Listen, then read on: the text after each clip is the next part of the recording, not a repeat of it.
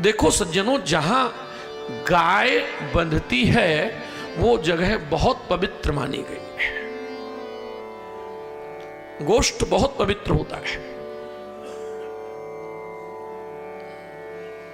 हमें नहीं पता, लेकिन एक दिन हमारे आश्रम कोई सज्जन आए कार लेकर, नई कार खरीदी, बड़ी भारी लंबी चौड़ी कार, तो लेकर आए। पुजारी जी से कहा कि हमारी गाड़ी का पूजन कर दो। पूजन हो गया।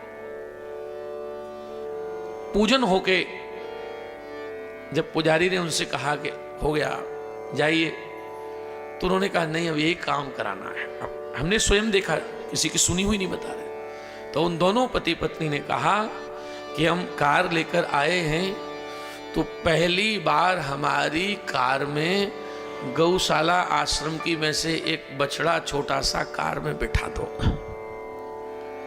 और ये बैठ जाएगा।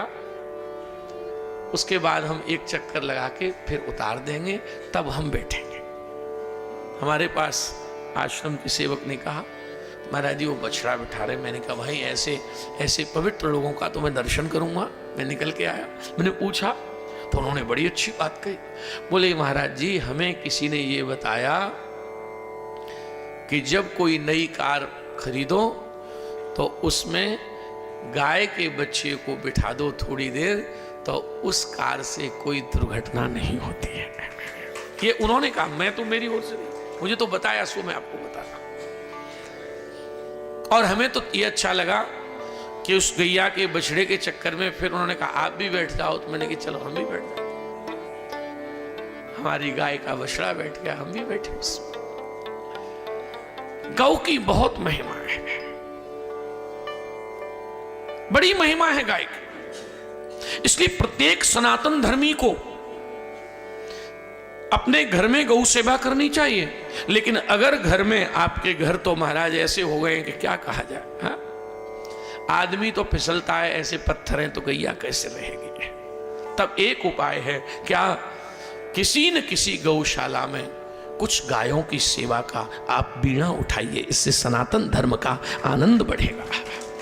संकल्प लीजिए, मैंने 1 गाय गोद ली, 2 गाय गोद ली, 10 गाय गोद ली।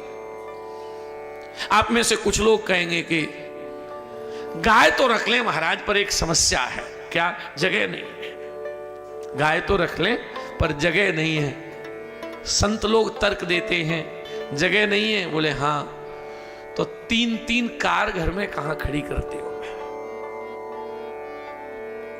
और लंबी लंबी कार है, हाँ? कहां खड़ी होती?